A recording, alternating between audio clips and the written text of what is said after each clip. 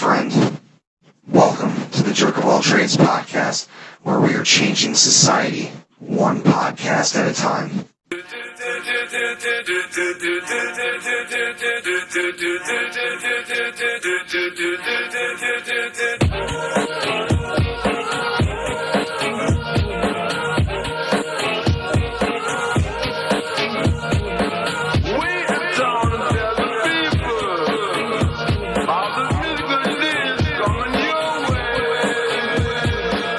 It's time to go to work.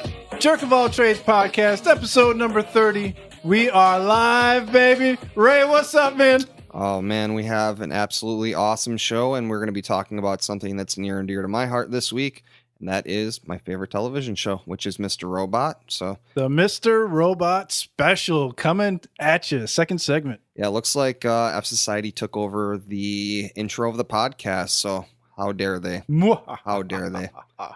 So yeah, we're going to talk Mr. Robot. We're going to give an in-depth breakdown of that. I've been a watcher since the show first debuted, and Eddie just binge watched. I don't think he did anything else. He watched the show, he went to the bathroom, and maybe ate a little bit, and he watched Mr. Robot in the span of like 3 days, I think. So the result of the universal call-out, Gypsies. Yes. I've been waiting on these Gypsies for 2 weeks. Yes. And they are finally here. And we got Larry Flynt and his Trump bounty. But yeah, we're gonna start it off right, and we're gonna talk about the Jerk of All Trades Patreon. So Eddie, why don't you hit him with that? Yeah, you know, you guys, last time we talked to you on the last podcast, we alluded to a Patreon page going live. Our official JOAT Patreon is here. And you know we love you guys. And if you love us as much as we love you, there's a Patreon here for you. So yes, please give us your money. You can show us your love and get some stuff too. So hell yeah, man. We're all about connecting with our listeners. Trying to please you guys as well as we can. And just to give you an idea, it doesn't have to be a lot of money, even though it could be. Just your pocket change, your pocket lint, whatever you got. Yeah, just like we said before, any money we get is going right back to the podcast. We just want to make this thing as big as it possibly can be and as great as it can possibly be. And, with a little added donation here, a little donation there, we can do that. So, yeah, the first tier is the Holla for $1. And with that, holla, holla, holla. Yeah, it's only $1, man. Is that named for Teddy Long or? That's the Holla. Holla, holla. Going one-on-one with the Undertaker. Yes. So, with the $1, you get the access to the JOAT Facebook group and a personalized shout out every week from the JOAT podcast. So if you don't want us throwing your government name out there, you go ahead and make sure you let us know that whatever you want us to shout out. If you want to be a King Dingaling, we'll call you the King Dingaling. Goddamn it, don't matter. So that's what you get for $1. Only $1. One simple dollar, less than a coffee. Less than a fucking coffee. So then the next step would be the $5 tier, which is getting a follow from the Jerks on all social media platforms. We are very, very, very interactive on social media. If you've been paying attention to that Instagram, a little bit of Facebook and Twitter, we're on there all day, every day. So we just want to follow you guys and blow up your DMs and blow up your comment section as much as we can because, fuck it. Let's have some fun. Any thoughts on that, Ray? No, yeah, that's we are live, locked and loaded on social media on the reg. So yeah, definitely give us $5, man. $5, you get a follow. Facebook, Twitter, Twitch. A little bit more than a coffee, fancy coffee, but yeah, it's like a Starbucks. That's like a big Starbucks coffee. Right. So the next tier will be the $10 tier. I have a feeling this one's going to be popular. Show them what you got. Become a special guest producer by contributing topics to the Jerks so we can talk about them on the podcast. That's great. Go. Whatever you want us to talk about. I love this idea. This is great for the listeners to have, their little ingredient of a little hint, a little spice, from our listeners. Give us topics to talk about. We talk about a lot of crazy stuff on the podcast. Nothing usually is no holds barred here. So if you want to anonymously tip the Jerks to what you want us or to not talk anonymously. About. If you want to, sure. we can shout it out that you were the one that suggested whatever that topic was. So Yeah, if you come with a banging ass blowjob robot story, we're definitely calling you out for it. yes, So yeah, I mean, $10, 4 times a month, you get your topics covered by the jerks.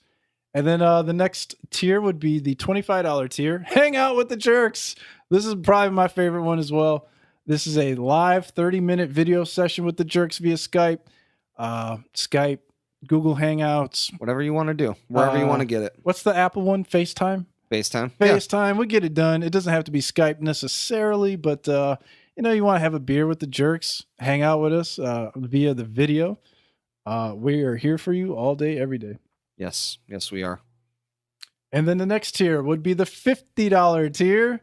Show the world that you have been listening to the most progressive and transcendent podcast on the internet. That's us. Yes, for $50, you're getting your JOAT swag, which is a JOAT t-shirt and hat. And we will be trying to have a new design for the hat or the t-shirt every month. So it's not going to be the same shirt every time.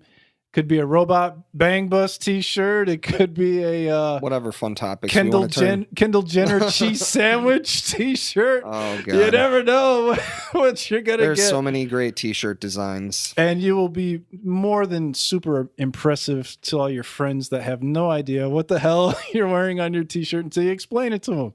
So it'll be great. Fun times. Abso-freaking-lutely. So so the next one is the Big Baller Brand tier. If you want to help us out with the big dollars, this is one of my favorites as well. It's time to go to work tier. Jerk of all trades. Oh, sorry. Yes, it's time to go to work tier. It helps the jerks take the show on the road. We're talking about hotels and Ubers and Greyhound buses. Prostitutes. I mean, well, wait, what? No. And we're going to take the show on the road and interview high profile guests in our area.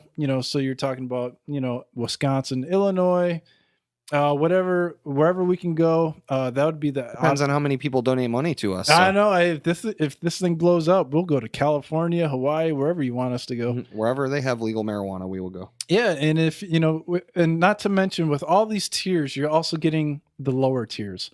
So if you're buying a shirt and a hat every month, you're also getting the video session. You're also getting the topics and, everything else, the social media, the Facebook group, and the shout outs. So all the lower tiers are in with this. Whatever tier you get the bottom tiers as well. So yeah, if you got ideas for people that you want to hear or possibly see in the future on the podcast, because with these donations, we can get video equipment, we can get sound equipment. The whole idea is to make the podcast producers. Better. Yeah, interns, maybe a couple Monicas and 3 Kims. Yeah, okay. And, just make the show as good as it possibly could be. I did not have sexual relations with that intern. No, but I did. Oh. And then our last and final tier is the all-out craziness, change the world tier. This is $1,000 a month for you crazy people who just have nothing but love and belief in your heart that the Jerk of All Trades podcast and is lots going of money to change in your the wallet. world. This is the ultimate donation package. It helps the jerks relocate to the West Coast to pursue a proper studio office with mainstream celebrity guests. This is kind of like the super cool, package, and definitely looking forward to taking the show on the road and having guests on the podcast. The guests are coming soon. The live stream will hopefully be coming soon. More video, more production, and Patreon is live. So if you're a big fan Check of it out. Jerk of All Trades podcast, go ahead and drop $1 or $2, whatever you got to do. 1,000 or 2. And we'll be running this thing like fucking Kyrie Irving in a Boston Celtics uniform. Ooh, I did not get that reference, but I guarantee it was probably good. There are no Chicago Bulls players to because they suck this year. So it's Kyrie in Boston right now. Yeah. So and if you want to check it out, patreon.com/JOAT podcast is where you can check it out, where you can give us your money. So yes, we would definitely appreciate anything that you can give. So please do that. Yes, indeed. Well, one thing I might be able to add to the Patreon would be the official Eddie the Jerk UFC picks, Ray. We document them every week on the podcast, and more often than not, you will walk away a winner. UFC 216, it's been a couple weeks, but we took a little break. Ray had a little house Friday the 13th party, and we all had a little drink and a little fun. And so we're back this week with the UFC 216 recap. There's a new interim lightweight champion, Tony Ferguson, El Kukui. Not by decision, like I had initially picked, but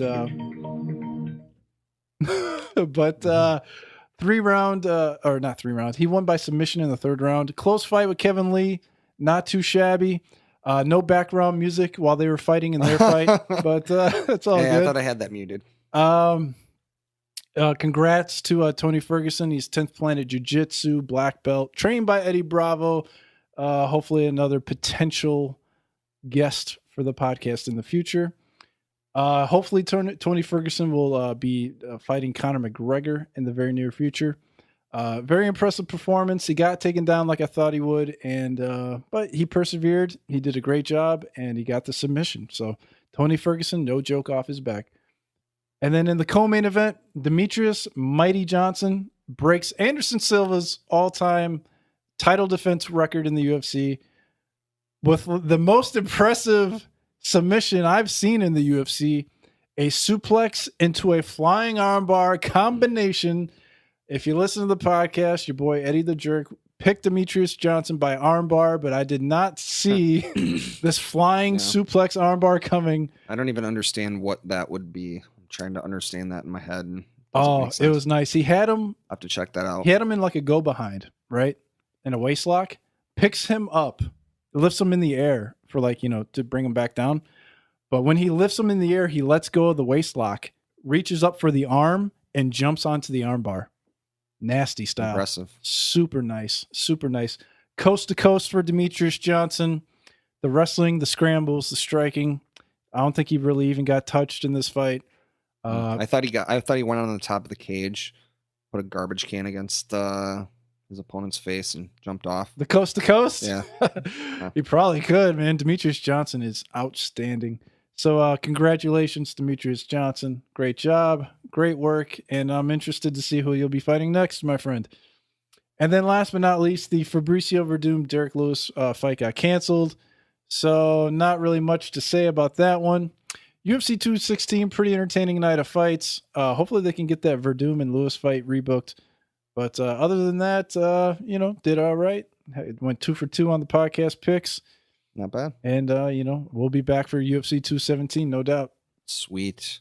So how awesome would it be if Donald Trump fought in the UFC? I don't think that's happening, but it might. A lot of people would love to see that, right? And he might just have an opponent, and that is Larry Flynt. So let's talk about Larry motherfucking Flynt. Larry Flynt, dude. So he has offered a $10 million bounty on Donald Trump and any information that leads to Donald Trump being impeached. So he took out a full page ad in the Washington Post, and it's basically Larry Flynt and Hustler magazine announced a cash offer of up to $10 million for information leading to the impeachment and removal from office of Donald J. Trump.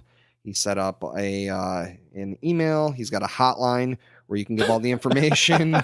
If you want the hotline, I'll actually give it to you. So if you actually have any information and you want to collect on the $10 million bounty on Donald Trump, you can call the Hustler hotline here. not the normal Hustler hotline.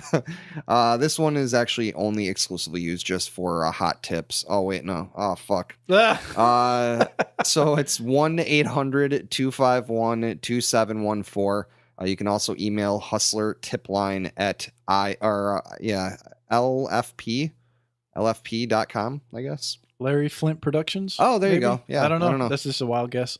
So yeah, so basically, he laid this out there, a few days ago, and I guess he's said that he's starting to get some interesting developments that are happening from this. So I'd be very interested to see where this ends up, and I can only think it probably ends up in Larry Flynt being shot. Well, if Elliot comes away with $10 million anytime soon, we know what the fuck happened with Mr. Robot and Donald Trump.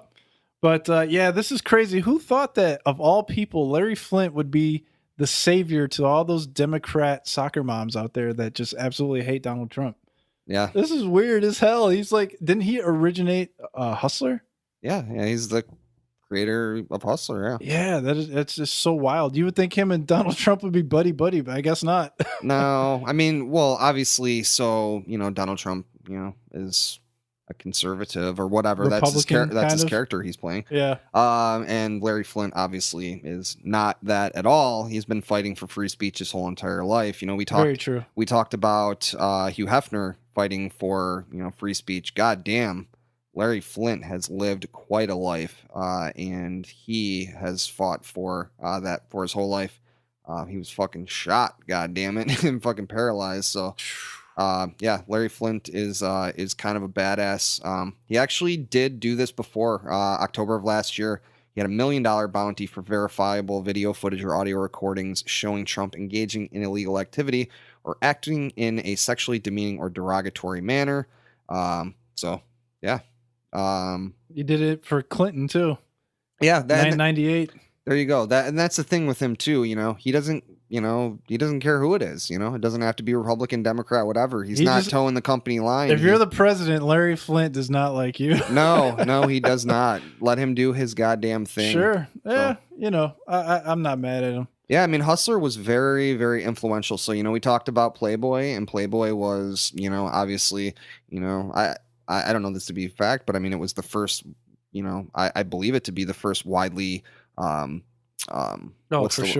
Pornographic magazine. Yeah, pornographic magazine that was being circulated.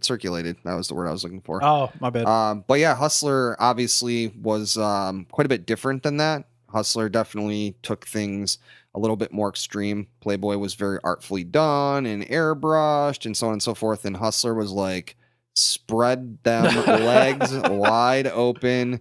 Got the beaver hunt going on. So, oh yeah. But yeah, he's been doing that for a long time. So, this is definitely interesting. I'd be interested to see where it turns. Busting it wide open. So, yeah, holy shit. Hopefully it doesn't end up in him being murdered. That's very true. That's the massive difference between Playboy and Hustler is the content there. Yeah, it is quite a bit different, but just like and I wouldn't say just like Playboy, but Playboy had some interesting articles and that type of stuff. Hustler had some of that as well. As it aged, they started to have more people interviewed and stuff like that, and like exposés and stuff like that. So it's been a while since I've seen a Hustler. Yeah. I remember I used to see him walking home from school, like the ripped pages out of the Hustler magazine, just laying around in the grass. I was like, what the hell? But super, super crazy, man. Yeah. Well, as you guys know, this is the Mr. Robot special, so it'd only be right if we talked about a little cryptocurrency here on the JOAT podcast number 30. And the next story is Ghostface Killah from the Wu-Tang Clan and his cryptocurrency. Yeah. So we all know that Wu-Tang Clan ain't nothing to fuck with. And so, yeah, Ghostface Killah apparently is involved with a new cryptocurrency. It's $30 million in digital coin. It's called Cream. And apparently, what does it stand for? It stands for Crypto Rules Everything Around Me. He's got a song. Or I guess Wu-Tang had a song, Cream, that was Cash Rules Everything Around Me. So, Cream. Apparently, crypto now would do that. So, I actually watched a very interesting documentary about Bitcoin. It was called Banking on Bitcoin. And it kind of talked to, I mean, I'll be honest with you, I actually didn't know a hell of a lot about Bitcoin. I didn't have any Bitcoin. I don't have any Bitcoin now. But it was interesting, I've been starting to read about blockchain and like kind of what that is and how that works. And like, I heard how that was like one of the most innovative things to come out, the past 30 years or whatever. And, besides the internet, and well, I guess the internet's been around longer than that, but whatever. So yeah, I wanted to know more about blockchain. So I started looking at blockchain and how interesting that is. And then I watched this documentary on Bitcoin, and it was definitely very interesting to see how it initially originated, and then it kind of the bubble eventually blew up, and a lot of people lost a lot of money because people were investing in different companies that would basically give you your Bitcoin right away because you had to wait for your transactions to go through, and there was a whole process to it. And a lot of people got screwed over and lost a lot of money, and the bubble blew up on Bitcoin. and they're still trying to kind of pick those pieces back up. But there's been a lot of other cryptocurrencies that have come out aside from Bitcoin, and nothing has really taken off. And Ghostface is actually not the first person to actually have his own cryptocurrency. Paris Hilton was actually behind. Well, I don't know if she was actually behind it. She was just backing cryptocurrency. Jamie Foxx had as well. So, these are definitely. I'm not investing my money in Cream anytime soon. I'll tell you that much. Cream Capital. Yeah. Apparently, they got ATMs active in North Carolina. North Carolina. Yeah, they're trying to get more than half of the global cryptocurrency ATM market by 2020, which is only 2 years away. Yeah, the year 2020. Wow. Oh my God. 2020, motherfucker. That is crazy. It's wild. That's interesting to think. I wonder what their whole process is and how they hope to do that. Because I think just having Ghostface Killah behind it isn't really going to probably get them there.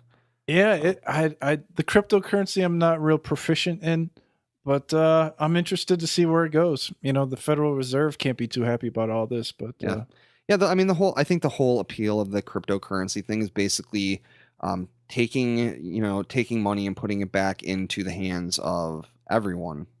Whereas now you have the global banks that are basically controlling all of the money, and so instead you put it in this process of blockchain, which blockchain is essentially just like the transactions and the bitcoins like exist, and then they transport between, when a transaction happens, they go on, to the next person that gets that particular bitcoin. But there's, how do I describe this? Because I'm definitely not proficient enough as a hacker to explain it fully. But yeah, me neither. The previous person can't see exactly the information behind that particular Bitcoin. And then it's just this continuing chain as it moves along. But it's still a ledger, essentially, where they can go back and show that it existed, and the complete chain of where that particular Bitcoin went.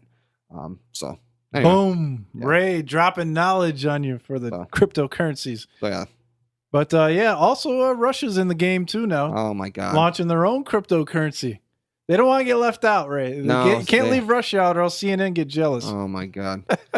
Yeah, so they're gonna start their own cryptocurrency. My biggest takeaway on this one though was that essentially this is, it doesn't really seem all that much different than regular currency because the government is basically in charge of it.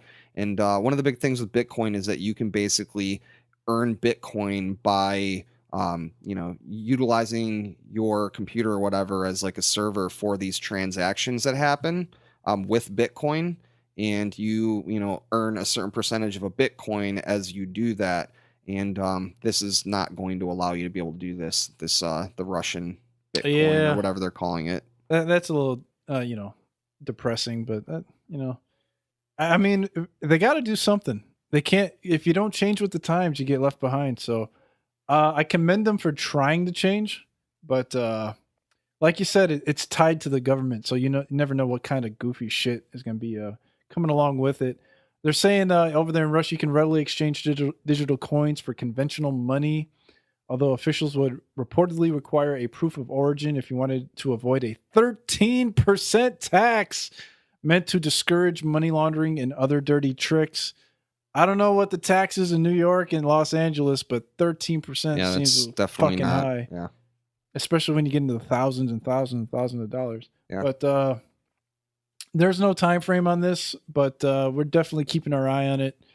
The jerk of all trades is watching everybody around the world, not just the United States. So, Russia, do the damn thing. Do what you got to do, and we'll see how it works out for you. Yeah, I think the biggest thing with any of this cryptocurrency is essentially people buying into it, people actually agreeing to, because just money in general, money is, an agreed upon system, being a part of our society, you agree that, money has value and that it can be traded for goods and services. And that's the same concept with, Bitcoin or whatever it might be. And kind of the goal of Bitcoin was essentially to just take that power back from, the global banking system and put it back into the power of people, that have the internet.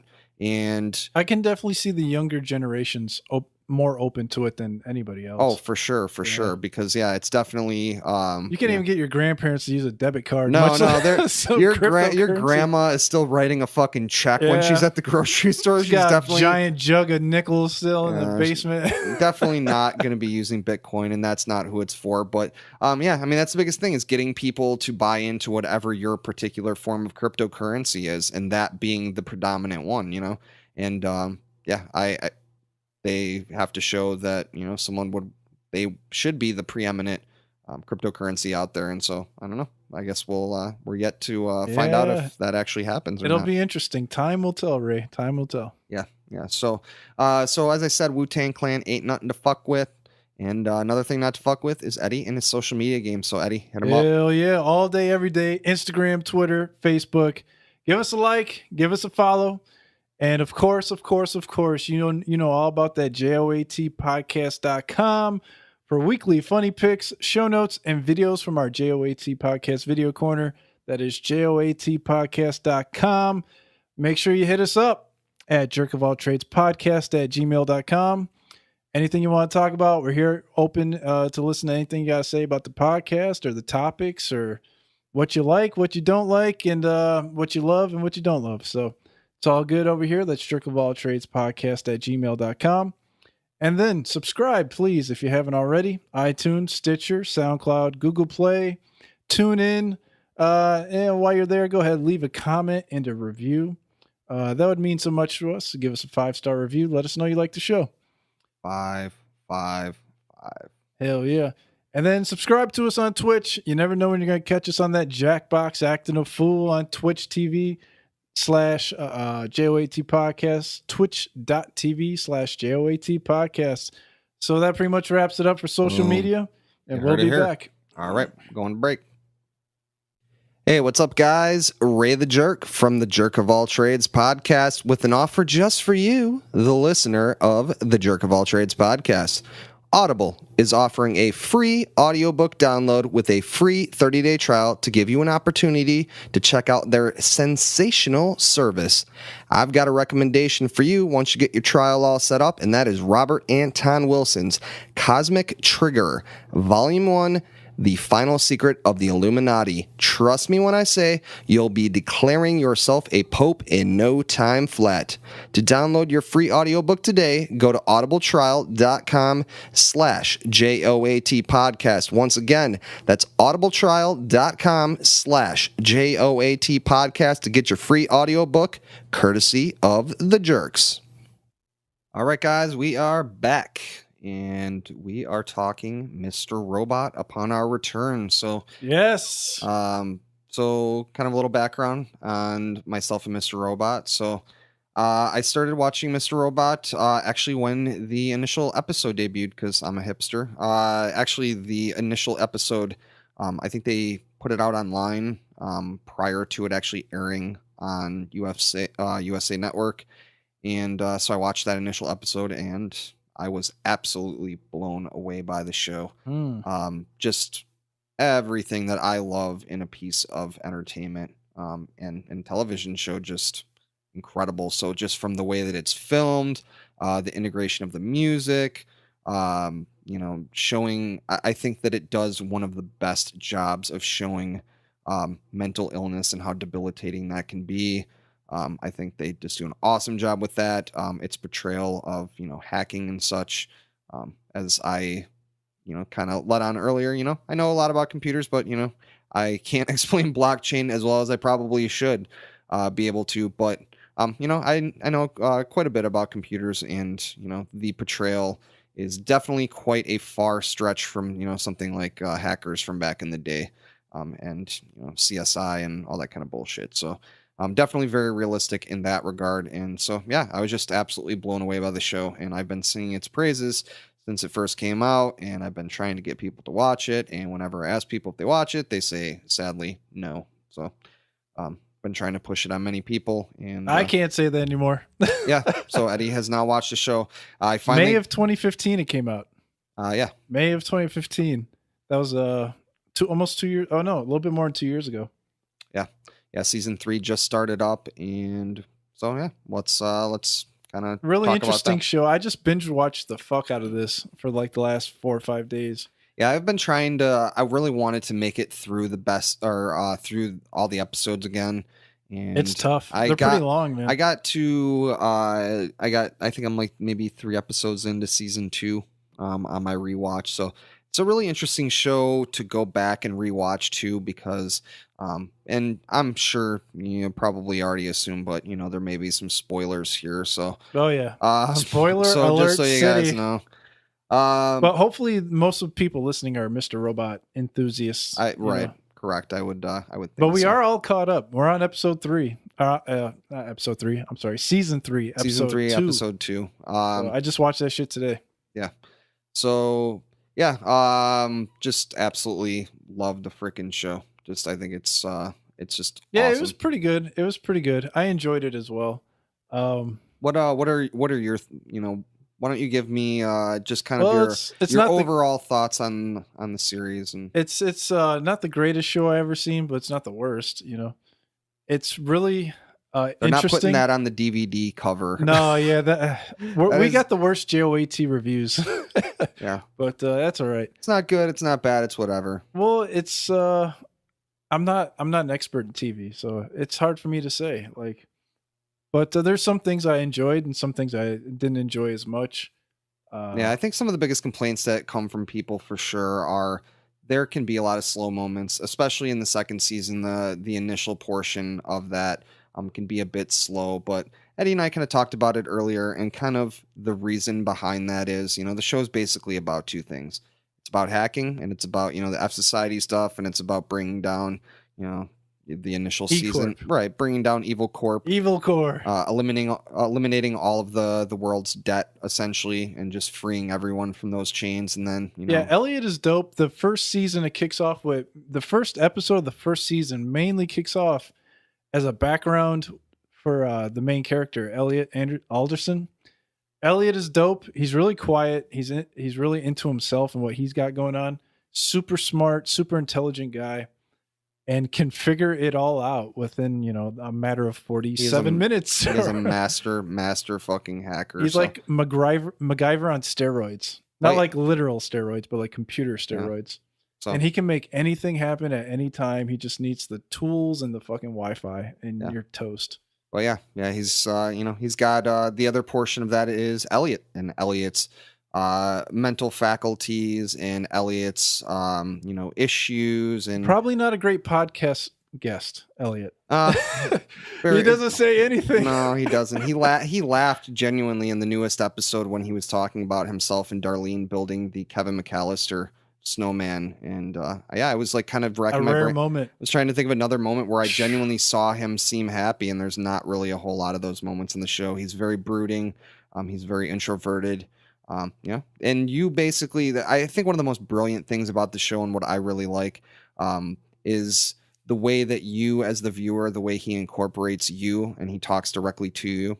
It starts off with "Hello, friend," and he's talking to you, and he breaks the fourth wall on a pretty regular basis. A narrator. Like he's narrating the story. Right. But instead of being in the story. Right. But he's in the story too. But it's a very, instead of just having that voiceover, he actually breaks that as, he's in a scene. Kind of like, how Zach Morris would freeze time, and maybe not quite like that. I enjoyed how he could read people so easily. He's like, she's thinking this, and then I'm going to say this, and then she's going to react this way after I say that. And it's just like, he's got it all nailed down, man. Like Elliot's. He's fucking on a mental level. He's fucking crazy. Crazy good. But it's interesting that you said that too, about the way that he's able to, tell what people are going to say and stuff, because, where I think the series is going, and where many speculating that it's going, when we get to season 3. You're talking about super that. Spoiler alerts now. Yeah. So I don't know that to be true, but we'll discuss that when we get to the season 3 portion. So, but yeah, I really like the way that they break that fourth wall, and the way that he kind of talks directly at you, because you kind of see this story through his eyes, all the way down to the fact that, everybody refers to, E Corp. We don't really even know what the actual name is. But you hear it referred to as Evil Corp, because you are watching it from his viewpoint and hearing the kind of the voices and stuff inside of his head. And that's, I think it's a brilliant way to utilize something that's been utilized in a lot of different types of media. the narrator, but doing it in kind of a different fashion. So I'll say my favorite episode of the first season is when they break dude out of jail. Yeah. For a singular episode like Black Mirror, how it's like singular episodes, that singular episode is probably like a 9 out of 10. Yeah, that episode I fucking love that episode. Very, very good. Where they break that dude out of prison. You know what I'm talking about. It's like episode 5 or 6. Yep. First season, fucking tremendous. If you only want to watch like 1 or 2 episodes, the first one and like the jailbreak one, find those 2 and watch the fuck out of that shit. Yeah. I think that, I mean, you know, to me, it's an episodic show. So I think that, you know, you're going to get much more enjoyment out of it if you watch it all the way through. But yeah, that would certainly, I mean, I think What's your favorite episode of the first season? Probably the first episode. Those 2 are like the hardest to choose from. I would say the first episode, and then honestly, I mean, I would say 11. I know that you weren't a big fan of it, but I really, really like the finale of season 1. I think the moment in Times Square, I think, is one of the most brilliant episode, moments in a television show possibly ever. So I just love the fact that they really connect to things that are, actually happening. There are times where I'm just like, I'm actually shocked that this show is on a major network and they talk about and say the things that they say. And they say fuck on USA. Yeah, I think so. Damn, that's so crazy. I mean, I wasn't even thinking of that. TVMA LV. So they got violence and language like mature. It's not even supposed to be on USA. It's supposed to be on like HBO. Like when we were kids, they didn't show this on USA. That guy that shot himself in the mouth. Remember that in the first season? That was fucking insane. So that episode actually, so I was talking to... That was like episode 3 maybe? Or no, later than that. No, it was towards the end of season 1. No, it wasn't that long though, was it? He shot him because they hacked that shit. Oh, that might be... Yeah, I think you're right. It's towards the end. It's like 8 or 9. That episode actually, so we talked about earlier, I kind of told Eddie how that's based on a true story, isn't it? So kind of what happened. So kind of to preface this, so one of the other moments from the show, one of the things that I think that's really, really interesting is that there are things that happen on this show, and then from that they actually become reality. So it's a little bit like the Universal Call Out, but even on a maybe changing the world, a little greater scale. You had the Ashley Madison hack, which actually happened after it happened on the show. Crazy, yeah. So it's like, did someone see that? And then, that was, hey, that's a great idea. And then they did it. So the question truly is, does eCoin actually exist right now? And do we not know about it? Well, I could have got a free Amazon Echo Dot if I would have. See? But I fucked up and I didn't check my email soon enough. Is there actually a cryptocurrency that they aren't telling about? It's the quote unquote they. They're definitely blurring the lines between Remember reality. The Amaro? Whatever happened to the fucking Amaro? That shit never even launched. I don't even know what that is. I remember, I think one of our friends was telling us about the fucking Amaro. Interesting. Yeah. Oh, so I didn't get a chance to tell you. So the thing with the guy shooting himself, essentially that episode was set to air, and then in one of the many, many shootings that happened, there was the guy that worked for like a news station, and something happened. He got fired or something, and he ended up going crazy, and he was filming himself, and he filmed himself shooting a cameraman and one of the news anchors when they were like on location somewhere. And so they actually, and then, whatever, killed himself. I don't know if he killed himself or I think he eventually killed himself. Ugh. So anyway, that happened like right before the episode, and they had to delay that episode because obviously it would be a little or bit reshoot it. Yeah. They just have to create a whole Well, that's episode. probably not the right word. Reshoot it. So. No more reshootings, please. But yeah, so it's interesting that tends to happen a lot. I was actually watching season 2, and I heard just in a background, they were talking about a ransomware that was being installed on people's computers that was making them pay to basically get all of their files and not have their files be erased. So, and then we talked about the big hack and the big ransomware hack. So, see, like this day and age, it pays to be a hacker big time. I'll tell you what, man. Watching this show, everything is on computer. Doesn't it make you paranoid? Yeah. It makes you super paranoid. Like all my money, everything I've bought, and like not everything, but like let's say 50% of what I've bought in the last 5 or 10 years has all been online. Yeah. It's fucking crazy, dude. And that information. Netflix, how long yeah. have you had Netflix for? Probably like 15 years or something Yeah, like that. actually 15 years. Probably pretty fucking close to it. Like Netflix came out, what, 06, 07? No, Netflix came out in like 2002, 2003. I've had that since I've had Damn. I've had Netflix since like 2003, I think, or 2004, maybe. You've had a latest. profile with Netflix since 2003. Yeah, everything that you do online, man. It's all out there. It's all out there. So. Yeah. It's like first world problems. It's the ultimate. It's the ultimate first world problem. Like, clean food, clean water, but fucking A, man. Right. All my information is out I there. could lose I'm a everything prisoner. tomorrow, like the next second. Easily, dude. Easily. They could fucking crush you. Like with. It would suck, man. My cards, my fucking everything, house, car, bill, everything. Yeah. But yeah, like season 2, we got way off track on that. That's all good. That's all good. That's why you love us, right?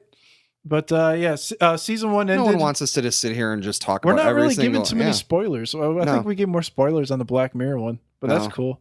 Like yeah, season 1 ended with the big hack. The show is so detailed that like it's really hard to just lay out exactly what happened. We could talk about just one scene for like 10 minutes. Yeah.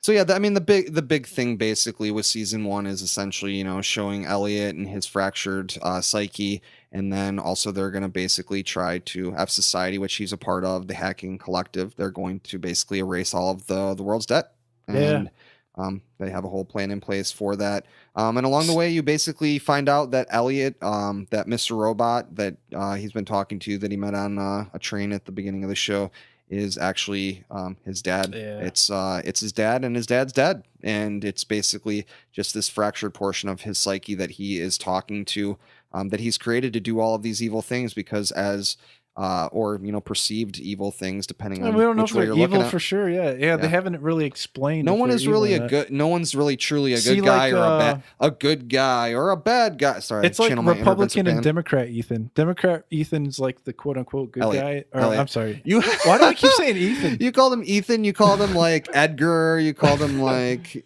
I don't know. You've called him multiple E names that are not. Elliot. The good side seems to be like the blue side, and the bad side, perceived as dad, seems to be like the red side. But yeah, it's who do you like more of the two sides between Elliot and Mr. Robot? Yeah, Mr. Robot gets shit done, bro. He doesn't fuck around. I mean, to me, I guess to me, Elliot is the crux of the entire show, and I think Rami Malek's performance in this thing, I think, is just absolutely incredible. So I mean, I like Elliot, I guess more, but it's hard to just like lay something, look at the show in that way, like, hey, this is my favorite. But I really like Mr. Robot, and the newest episode of the new season, he was just incredible. Just had it. What'd you think about them hacking the FBI in season 2? Yeah, the group is F Society. Which stands for Fuck Society. Elliot's group, not Ethan's group. Elliot's group, yeah. Correct. F Society, which was originally Fun Society, but the U and the N fell off the building. Yeah, so they became F Society. I love stuff like that. These little just like... I appreciate the flashbacks, like the little prequels. They're like cute little prequels. Right. It's interesting to see where all of these different things came from. And they really play on like, what was birthed from what, like the red wheelbarrow thing. And like now in the new season, they've got the barbecue place that's named Red Wheelbarrow. So it's just it's interesting to see those little nuances and stuff, and especially on a rewatch, you start to notice all of these new things. So my favorite episode of season 2 might be the hacking of the FBI. That was a good episode. That was tense, man. That was like that's one of the episodes where you're like not doing anything but paying attention to the actual show. I will tell you that when I'm watching this show, I am full on. I am paying attention to every single moment. No, I know, but like this is like edge of your seat, fucking like. I am edge of my seat. I'll tell you what, man. When they're just sitting around talking, like when he's in the room with his psychologist, you're on the edge of your seat. Oh yeah, dude. Oh. So 100% in the newest episode. I don't mean to judge you so hard, Ray. I'm sorry. It's the corona talking. It's all good. So in the newest episode, you're telling me that you are not on the edge of your seat when he, as Mr. Robot, was standing in front of his psychiatrist telling her what he said something about he ruined their plan or something like Dude, that. I spent like 30 some hours watching this. By the end of that, I was on the back of my seat. Yeah. I was laying down. All right. Well, that's part of, just the way that you consumed it. I'm just kidding. And it's all opinion, but no. So like that moment, you get to see how dark Mr. Robot is and how dark that portion of Elliot is. And like seeing him as Mr. Robot in front of his psychiatrist when he realizes that he maybe said too much and she's questioning and trying to like figure out what that is. And he realizes that she might be a liability to him and not something, helpful anymore. As Mr. Robot, maybe potentially takes over Elliot again. And you really think that Elliot could do something dark to her. Because he does a lot of shitty things like that. He just, he thinks that he's doing. Hacked her. Right. He's already Exactly. And her perceived boyfriend. Right. He thinks that he's doing the right thing. And that he's doing something good, but it always turns around on him. He's choosing to basically play God in these people's life because of his skill, which is hacking and, using information that they have online against them and, not realizing the impact that it's going to have. And he does a lot of those things. So anyway, Ethan was very, very innocent. Elliot. I'm sorry. Elliot was very, very innocent. We're going to splice together all the wrong names that Eddie has for Elliot. This is outtake city right here. Oh my God. Elliot was like the most innocent in the Alf episode, season 2. I absolutely. I would say he was super innocent. If I had to pick a favorite episode of the entire series, that would probably be it. That's a close first or second for me between that and the FBI hack. Those two are really good. Yeah, I just absolutely love that episode. I think it's so brilliant. It's such a change of pace for the show. And yeah, 15 minutes of old school retro USA Network and with laugh tracks. They don't give neon colors. And just like the goofiest fucking and it's so fucking dark though. It's so dark. Elliot kills Alf kills fucking Gideon again. I know.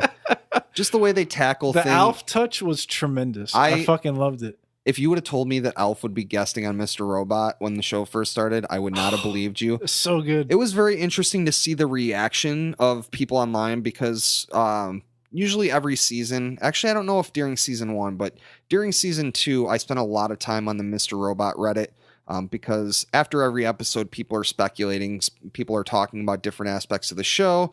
There's always little touches and things. It's like WrestleZone for Mr. Robot. Right, but way fucking deeper. Like, people, people that are actual, hackers and shit that are, basically, finding things on the show that you see on his computer screen. And I'm then just trying to get my dick find.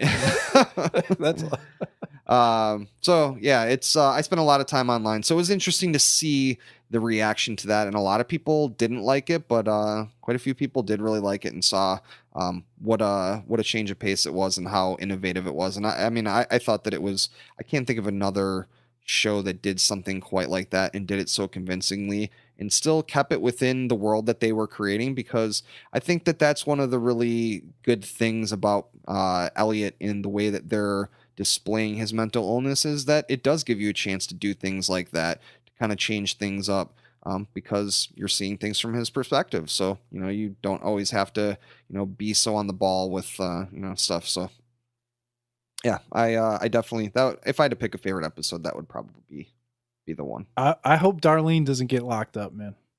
Run, Darlene! Dude, I'll tell you what, I'm not happy with Darlene. That was edge of your seat. She was right wild there. at the end of the second season there. Yeah, and she's fucking wild now too. So yeah. So yeah, season 2. Do you think that'll be his downfall, Elliot? His sister? Because right now he's pretty fucking untouchable. Right. You know what? I still think that things just go so much deeper than we even realize. So, well, they have to end the show eventually. Well, yeah. I forget how many seasons they plan on doing. Because look at all the characters in Game of Thrones, like 50, 100 main characters, not main characters, but a lot of characters. 6 seasons, man. That's all they can do is 6 seasons. I think that they have right now. We're in season 3, or early season 3. So what, 5, 6 seasons? I think that they're doing 5. I think they're doing 5. I believe. I'm pretty sure that the 5's a good number. Yeah. Because Breaking Bad, what was that? 5 or 6? I think it was 5. Yeah, 5's a good time to cut it. I Like, leave them wanting more, you know? Yeah. Because at the end of Breaking Bad, you're like, fuck, man. It's like, I wish the show was still on.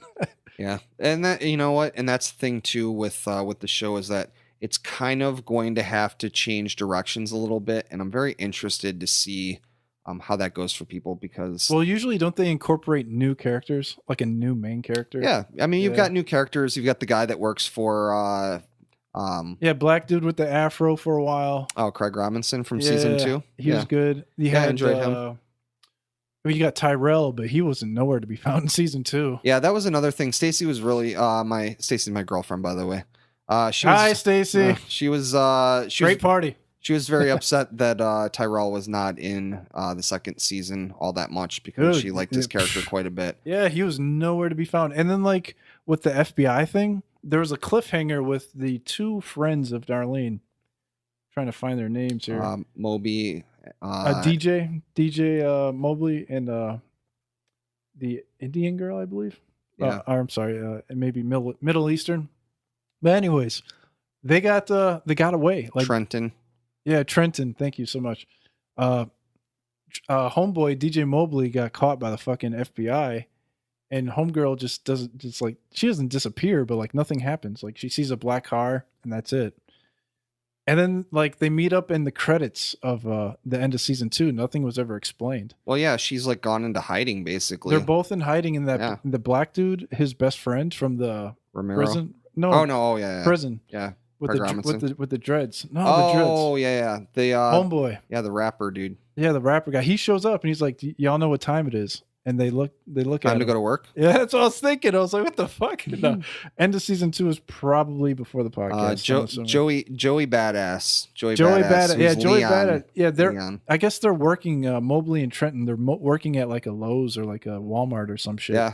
And he just walks up to him. They're on break, sitting on a bench, and he's like, "Y'all know what time it is?" And that was it. I mean, you saw literally what a badass he was. I mean, he just fucking wrecked those dudes in the alleyway, dude. So yeah, he's a Wrecked. fucking, well, not the actual alleyway, but you know, I guess it would have been in the prison. There is some type of alley going on. But yeah, he's an interesting character. I really liked him in season 2 a lot. Like he'll be back probably. He's obsessed with Seinfeld, and so the episode that I was just watching, Yeah, he was talking about Costanza and fucking, you know, the tall guy, and like, you know, kind of correlating Kramer. the world and really looking at Seinfeld in a very deep manner, and you know, the idea of it's a show about nothing and life is actually about nothing, and so on and so forth. So true. Very one of my personal favorites. Don't judge a from book by its season 2. cover, right? Yeah. So Yeah, he's like the main thing behind that. I was a big fan of him. So overall, what were your thoughts on season 2? Better than season 1? Not as good? It was on par with season 1. The first half of season 2 I could do away with, and then the second half was really good. I enjoyed thoroughly the second part. But yeah, there was a gap between the end of season 1 and about halfway through season 2 where it felt like they're dragging it a little bit. They're dragging their feet, but that's all right. Even Game of Thrones has that. I'm sure every TV show, when you binge watch it like I did, it's so easy to see like this was a nothing episode. There's just dragging it. Yeah, it's tougher too because there's usually one crux to the season, like one main thing that's going to be happening, and so they kind of have to like have curveballs and like they couldn't give you to the destination FBI thing right away, like the FBI thing that happened like episode 8 or 9 in season 2. That can't happen in the first couple episodes, right? Because where do you go from there? Because we'd already be in season 3 and season 2, right? And we don't have enough characters either. That's the other thing too. Like Game of Thrones. That's what I'm saying. Yeah, Game of Thrones worked out well because you had so many goddamn characters that you were able to stretch things out because you didn't have to show that character for whatever 25 minutes, right? 3 seasons. You Elliot could come first back to season, he's on screen at least a half hour every episode, just about. So. Yeah, you have a limited amount of Game of Thrones. people. Jon Snow might not even be on a fucking episode, or like the Dragon Lady, Khaleesi. She might even be on a fucking Daenerys. I'm sorry, Khaleesi is her. When Mr. Robot's not on Mr. Robot, you're like, wait, he hasn't been on for like at least a half hour. Where the fuck is this guy? Yeah, he's probably detoxing. So. Yeah, so you have a good point there. I'll tell you what, man, that was another episode that I watched that holy fuck, man, that was impactful as fuck. where he's going through withdrawals. So what is it that he takes? He takes morphine. Yeah, he takes Morphine, yeah. he takes morphine. But he has not Narcan. I forgot what the hell it's called. But anyway, so he The doesn't shit that doesn't get him hooked to it. right, and so he runs out of that, and then eventually, he's kind of starting to go through detox, and Mr. Robot brings him into like basically like a house where he goes to get heroin, or actually I think he goes to get morphine, but they give him heroin instead, and someone comes in and shoots the place up and shoots Elliot, and he falls down and dies. And man, I thought that was a pretty fucking impactful, like, holy shit moment. Like, I mean, you knew that he was Fear and Loathing Las Vegas kind of. You knew, yeah, the way that it was filmed, like they put, they kind of put a filter on it, and they had it filmed like you were almost in his perspective. Wasn't a little bit of fisheye lens going on there? Yeah, for sure. So yeah, that's one thing about Mr. Robot I didn't bring up. It's that the framing of it, when they frame the close-ups, the facials of scenes where it's just Mr. Robot talking to someone, and they cut away to just him and then just her or whatever. Usually in the frame, the skull or the head is in the middle of the frame, but Mr. Robot has in like the bottom left, the bottom right. Like, it's very scenic on a close-up. That's one thing I noticed about very, that. very interesting, and it's very artistic. I've never seen that in a TV show before. I'm glad that you mentioned that. I know, at the beginning I kind of briefly mentioned that, but yeah, the way that this show is filmed is just absolutely cinematic as fuck. Like, from the music, from like you said, the way that they capture a particular moment. It's very, very, very well done. And, yeah, it'll be like if Ethan was Elliot was on the subway. If Elliot was on the subway, he'd be like on the bottom left of your screen, and then the rest of your screen, like, which is a good portion of your screen, you'll see the people sitting behind him and shit. They won't be in focus. Elliot will be in the focus, but like the blur will be like a guy eating a potato chip or like checking his phone, or just like, it's the way that the human mind looks at things. I watched a whole YouTube video about it. There's a guy that basically breaks down all of these different cinematic, like, filmmaking techniques. And he was talking about the movie Drive, which is a movie that I really enjoy. That was a little bit similar to that. And he basically shows like the reason why, a character would be in the bottom left. Like, they would split the screen into fours essentially, and like they would have that primary focus in a certain area, and then they would have something in the background, but like literally exactly what you're talking about. So it's definitely very deliberate in the way that it's done. And it's definitely beautiful to look at for sure. So, and it can be unsettling too. So putting things in the center, Stanley Kubrick is actually very famous for doing this. It's very unsettling for the brain. Certain colors layered on top of each other. It's just, there's these different things that are just unsettling to the human eye. And so this show definitely does some of those things to kind of unsettle you at times.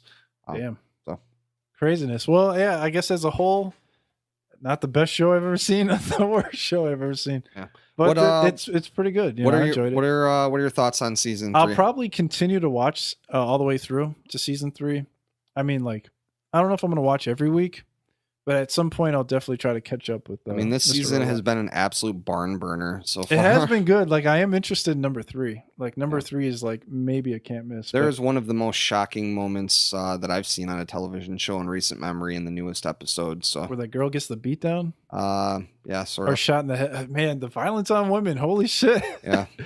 Mr. Robot. There was a few scenes. Yeah, a little bit of extracurricular. The roughing the passer on these chicks and the fucking. Remember she got the beat down by I think it was Charles. Oh yeah, by the fireplace. Mm-hmm. Yeah, that was CTO beat the fuck out of her. What's his first name? His last name is Knowles. Yeah, the CTO. I thought it was Charles, but I guess not. Let me see. Scott Knowles. Yeah, Scott Knowles beat the fuck out of Tyrell's wife. Yeah, good thing she wasn't pregnant. Yeah, that was another fucking crazy scene. So. Yeah, so I don't know. I'll probably keep up with it. So, you ready to hit that universal call out, right? Yeah, absolutely. Let's do it. So we had Gypsies last week. Was this yours or mine? This was definitely shared. This was both of our backup options. Yeah, we both agreed upon this. So there was quite a few gypsy stories out there. I learned a lot about gypsies. Travelers apparently is what they're also known as. But yeah, I just kind of dwindled it down a little bit, just to keep it a little bit briefer. So, first story was Gypsy Jokers. Sits in jail on murder charges. The motorcycle gang's clubhouse is up for sale. This is in Portland, Oregon. Apparently, this is the Gypsy Jokers motorcycle club's, hideout or whatever Wow. it might be. Jesus Christ. I guess I'm reminded of Grand Theft Auto as This reminds me of Mr. Robot. yeah. Only in Mr. Robot, some Gypsy Joker motorcycle club. Yeah. Well, I think of Probably some tough guys though. Grand Theft Auto 4 had a like an offshoot called The Lost and the Damned, where there was a motorcycle gang. And, Damn. reminds me of this, but crazy. Anyway, yeah, it says same owner for the last 25 years. The real estate listing states so. It was raided by the cops last year. This is what one of the police officers said about trying to get into it. So, getting inside the clubhouse is near impossible. The club's front is that enigmatic brick and black exterior, and along the back of the property runs a tall metal gate attached to a decrepit white home. One neighborhood rumor is that the police showed up at the rundown White House a couple years ago with a battering ram. They broke down the back door only to find the entire interior covered with chicken wire, made impenetrable just in case some enemy happened to have a battering ram. Oh, no. Or the police. I mustered up the courage to walk up the wooden porch steps and knock on the house door. There was no answer, so I stood at the gate and peered between the bars, a dirt lot, a small dog, 2 Harleys, and a sign scrawled "Bikes Only." Yeah, it's a little different than a baseball clubhouse. Yeah. So the leader or whatever of this particular establishment is currently awaiting trial on accusations of kidnapping, torture, and murder of a former member. So this thing is on sale right now, $900,000. I figured there's actually a property listing with some pictures, so I figured we could look at that real quick and see if this thing looks interesting or not. See if we want to buy this thing for the Jerk of All Trades one of these days. So let's see what this thing looks like. Here it goes. Do you have that pulled up? Gypsy Jokers. You got the. Is it a video or? No, it's the images. Portland Mercury. Oh, here you go. I'll The interior looks tremendous. Oh, you got the. But the exterior, not so much. Yeah, it looks kind of. But that might be a good thing because you're not trying to draw attention to your fucking biker clubhouse. That is very true. It really does look very nice on the inside, but if I'm smoking weed and fucking drinking and driving possibly, I don't want anybody waiting outside for me. Yeah. No. No one. Oh, no, they do got windows. See how high the windows are? I think that Eddie just said he was gonna if he was waiting to drink and drive. Well, after I'm drinking. Yeah. Yeah, the windows do. The outside really does look very shitty in comparison. It's very under the radar. Yeah. It doesn't even seem that big. It looks secure though. Like ain't nobody breaking into that fucking thing. Yeah. Interesting. Well, I don't think we're buying that one, but it's like a mini castle. Maybe. How much? $900K for that? $900,000. And it better come with the hookers and cocaine. Yeah. I'm sure that there's money stashed somewhere up in there. So yeah, that's a tall asking price even for that interior. Yeah.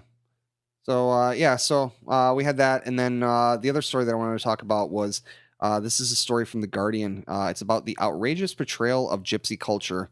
The article calls it cinema's last acceptable bigotry. So, I didn't really know a lot about gypsies. I know a little bit about gypsies. Oh. So I think that was Trump. God damn you, Trump! What did you have to see, you son of a fucking bitch? guy with glasses. But yeah, so this is basically at the Toronto Film Festival a few days ago. BBC Films announced their new film adaptation of Mikey Walsh's best-selling memoir, Gypsy Boy. It's a wrenching story of a Roman gypsy born in a tough family of bare-knuckle boxers, moving away from that background with a difficulty, blah, blah, blah, blah, blah, blah, blah, so on and so forth. So anyway, they have this guy cast, Benedict Cumberbatch. I've seen his face before. I think he's hosted SNL. Yeah, he has a weird fucking name. Benedict Cumberbatch. Yeah. But anyway, yeah. It's definitely an actor name. Yeah. I don't think that's got to be his real name, so. Benedict Cumberbatch? Yeah. That sounds like a wrestling name almost. Yeah, it's bizarre. It sounds I wonder like if he's a backstabber. I don't know. Maybe. Remember Benedict Arnold? Oh yeah, Benedict. Yeah. Oh, thank you. Yeah, I actually I don't know how I didn't get that, but I don't know. Yeah. Is this guy Canadian? I don't know. Toronto Film Festival. Oh, yeah, I think that's just where the film festival was. I Damn. could be wrong. I could be wrong. Benedict. But yeah, I mean, basically the story is about gypsies and their portrayal in the media. And I will say that, you definitely have seen some changes in the way that, other minority groups are portrayed. And I am hard pressed to think of a gypsy, or I mean, I don't even know what the proper term would be, in a movie that's not just a goddamn tarot reader or some shit like that. Like, I mean, It's like a mini little Gypsy Lives Matter article. yeah. Yeah, there's a not to shit on gypsies or anything, but like, isn't that kind of how it feels? yeah, they are typecast like a motherfucker. Very, very, very typecast. Like you said, TV shows, movies. The gypsy's a fucking tarot card reader every time. Yeah, that's literally their only thing. There's a show on.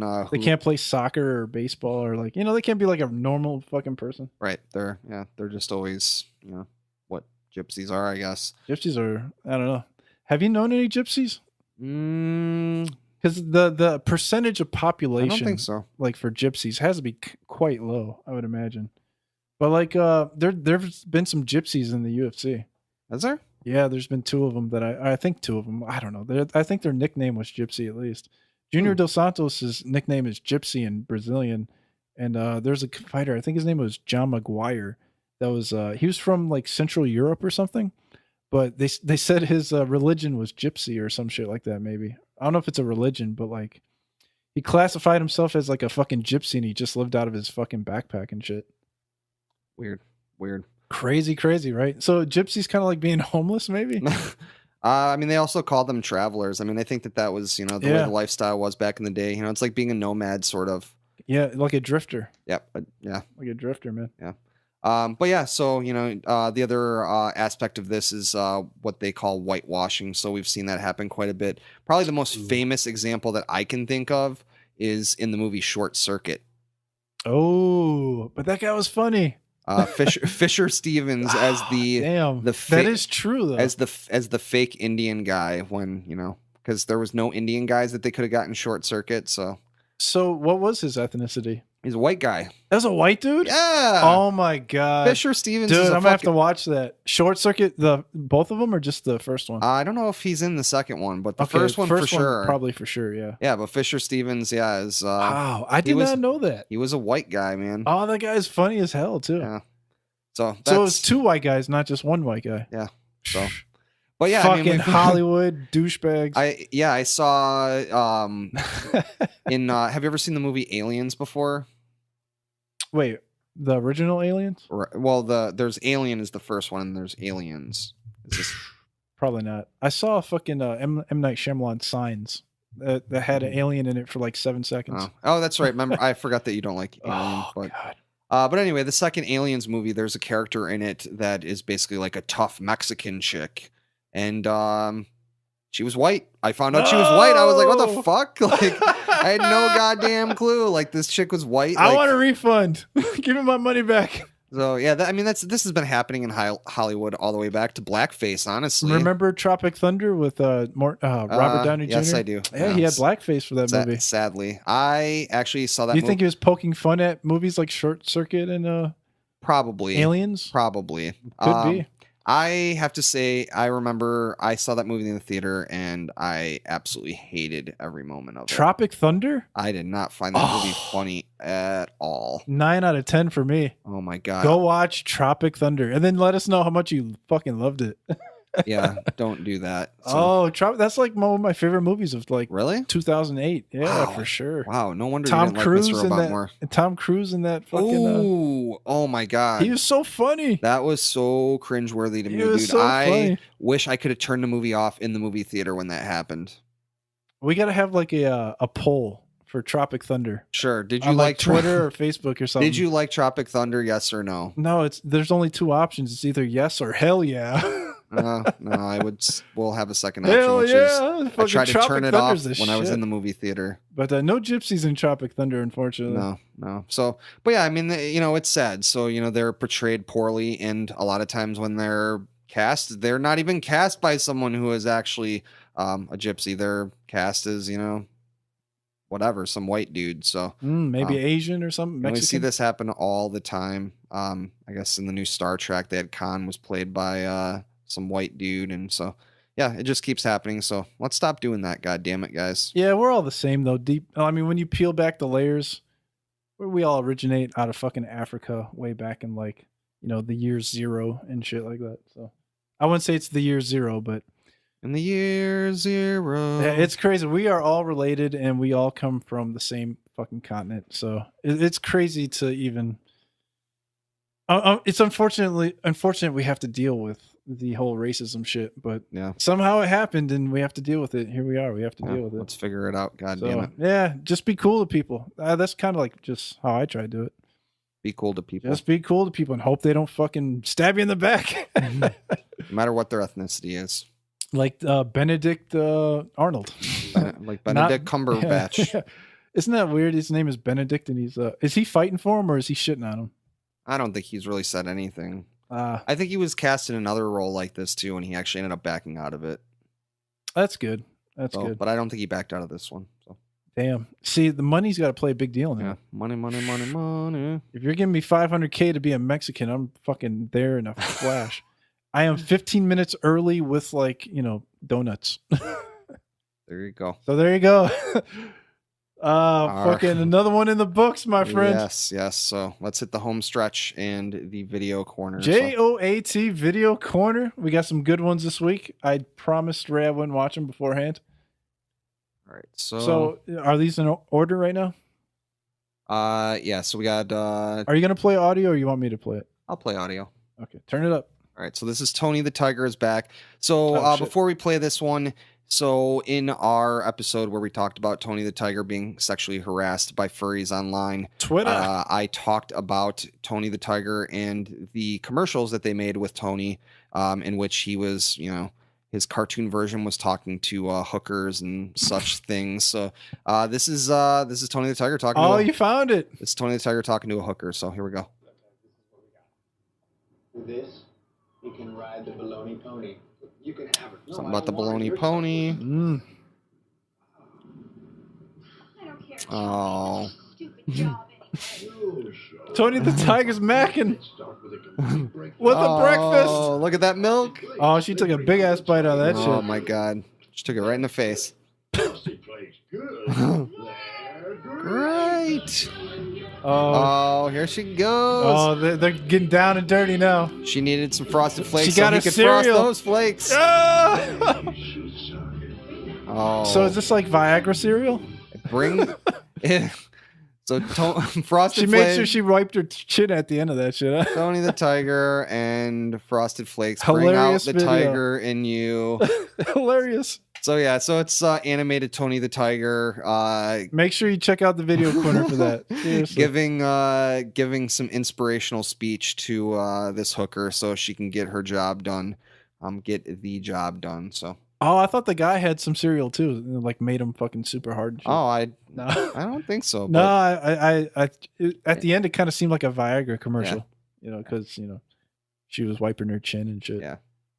All right. So next up we have this is based on our Larry Flynt story earlier. Larry Flynt, Ray's homeboy. This is Larry Flynt. This is from the 1980s. This is called Larry Flynt Crushes District Court Judge. He looks so different here.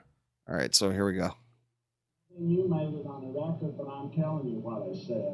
Yeah, he definitely sounds the same. One token cunt, and I forgot to remind them that 8 of them were pricks, and I'm going to go back and do it once more with style. You see, there's a difference between class and style. Mr. Griffin, you got class, and I got style. And before we ever get to the courthouse, you're going to know the difference between the two. Style and class? Yeah, there you go. Oh, I wonder what class Larry Flynt So had. the so basically he's laying that law down and he's got class, man. So Larry Flynt been macking is since the 80s. Yes. Since before then, so Not a big Trump guy though. no, he's not a big anyone guy, so Larry Flynt loves Larry Flynt. all right. So Last but not least, we've got this is KRS-One. What group is he from? I don't know. I recognize his face. He is from the original rap group KRS-One. Okay. I don't think he was ever in a group. He was no? just always KRS-One. Okay, so this is him explaining the fifth dimension. This video is a bit long, so we're gonna just watch some of it. Just give you a little taste of it. So and then we'll have the whole video on the video corner. So here we go. We can say this. Rockstar energy. Looks like he's I just put that in at a podium in front of a classroom of students. See how quick history come up right there. Rockstar energy drink. Rockstar energy drink. Not good. Do the exercise. We're gonna say rockstar to ourselves. Diabetes. Without saying anything outside. Not KRS-One, the fucking rockstar. Rockstar to ourselves. Don't say it out loud. The count of 3. 1, 2, 3. Okay. Hopefully you guys did that. Yes. Say rockstar to yourself in your mind. In your mind. The question to ask is, what voice is that? What voice is that? What was that? Just spoke.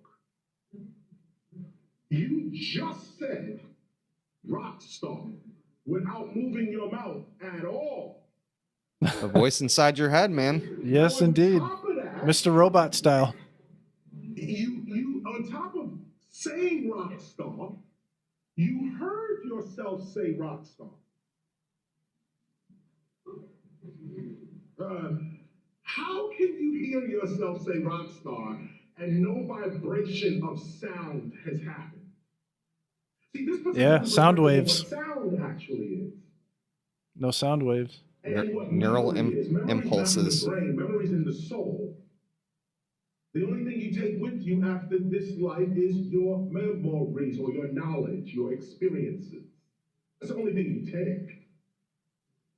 Very true. Unless you study Egypt culture, they believe you can take all this stuff with you on the other side. Unless you're a mummy and you get robbed 10 days after you get buried. Rock star in your mind. If you're in your being is the truth. Is the truth statement. Is this the weirdest Rockstar energy drink commercial of all time? This is low key ad. This is low key hashtag ad. Is this just to get me to say Rockstar energy drink inside my head? It's like reverse hypnosis for Rockstar. The mouth did not move, but you spoke. He's got an interesting point though. No, absolutely. Yeah. Absolutely. And for young people to get a grip on this and understand it, crucial. Absolutely, man. Yeah, he's talking, the voice inside of your head, man, your ego. Put this image in another site. If you close your eyes, you can still see this. What is the site? All right. So, that was pretty interesting, man.